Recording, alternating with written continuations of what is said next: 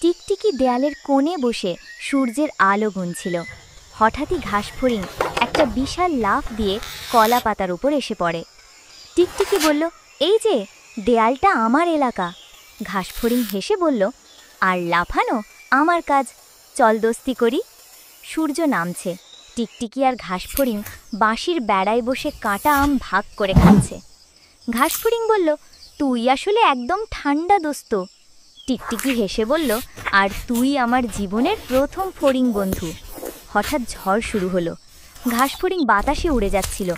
টিকটিকি চিৎকার করে বলল, ঘাসফড়িং, তুই কোথায় যাচ্ছিস? টিকটিকি ঝাঁপ দিয়ে ঘাসফড়িংয়ের পাখনা ধরে ফেলল।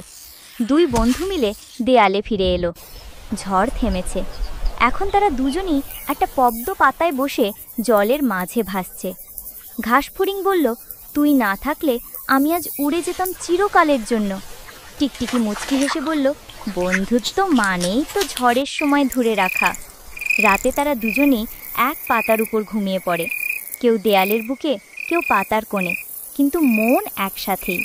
বন্ধুত্ব তা যেন এক নিঃশব্দ জাদু।